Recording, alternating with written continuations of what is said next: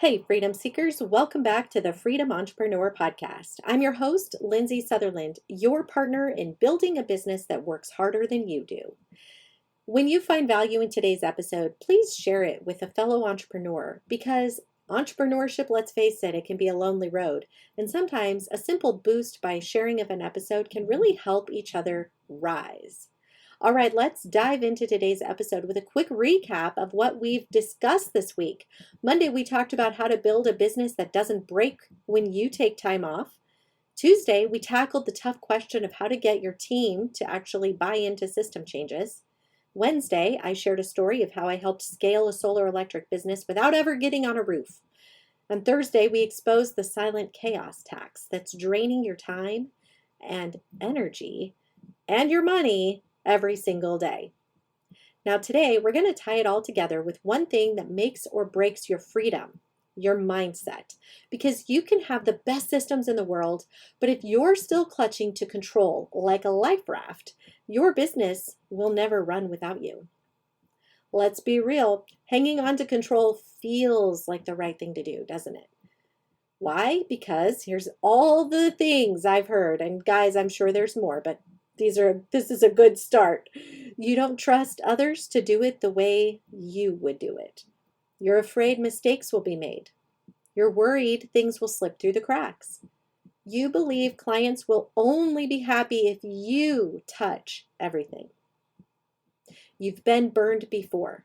An employee quit, so why hire? A contractor disappointed you, so now you arm yourself with control. And sometimes it's just simply faster to do it yourself. On the surface, these reasons make sense. They even sound responsible. But here's the real harsh reality. Clinging to control isn't saving your business. It's suffocating it. And worse, it's suffocating you. You end up solving the same problems day after day. You keep hoping your team will step up, but they don't. I can't tell you how many times I've thought that myself. Eventually, they're going to get it. Either way, it's either like they don't either because they turn over, right? You lose them and you have to get somebody new, or because, and this is the real kicker, they've just learned to lean on you as the fallback. And so the cycle repeats. Always on you, always exhausting, always stuck. Quick side story. I remember saying this episode to you. I'm reminded of this time back in, I don't remember what year it was. I was working in one of the dealerships I worked at. And I had written a book of information, a resource guide for every single thing you could possibly need, every question that needed to be answered, every unknown that needed to be known. And it was organized with little tabs. I printed them off for each new employee. I went through it with them so they knew where to go to get information. I quizzed them on it within their first 30 days.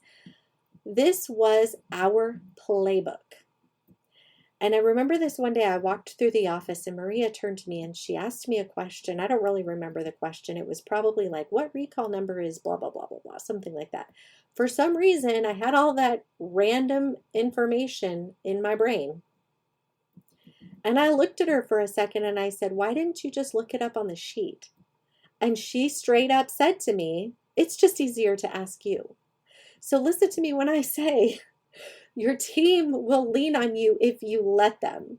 And this is why sometimes the simple shift comes in just deciding to stop being the bottleneck. So how do you break the cycle? How do you step out of this bottleneck position into a leadership position?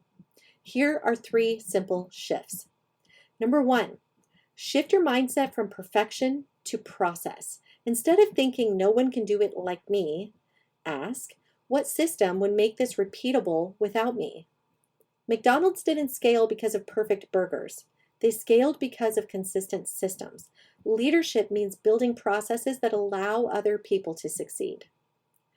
Number 2, shift from fear to trust with guardrails.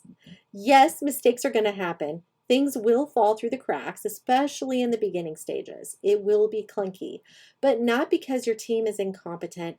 It's because you haven't built the system or you're in the process of building the system. Trust doesn't mean blind faith. And frankly, guys, a lot of times what you take for granted, there's so many nuances that business owners just do without thinking or even realizing they're doing it. It's very common when you write a system or a process as a part of your business to skip those things. So when your team starts doing it, they don't know all the little gaps and things that you're thinking about 10 chess moves ahead, right? So it means creating simple, teachable systems and then giving people room to grow inside of them. And that means giving them some grace. Number 3, shift from doing to leading. Every time you step in and say, and save the day, you reinforce the idea that your team can't handle it. But when you step back and let them try and coach instead of correct, you turn followers into leaders. That's when your business starts running on people and systems, not just you. This can be one of the hardest parts of letting go. I remember when Rick was building his team up in the field, oftentimes he would see them about to make a mistake, and rather than just course correcting or talking them through it because it was time consuming or whatever the reason was, he would just jump in and do it. And in his mind, he thought, oh, they're watching me and they're going to learn from me and next time they'll be able to do it. But that isn't how people learn.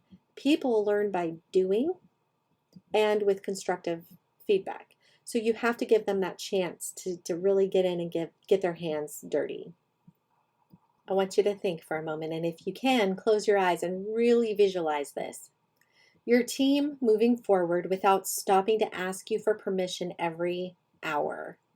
Clients being followed up with, invoices being sent, proposals going out, all without you checking everything.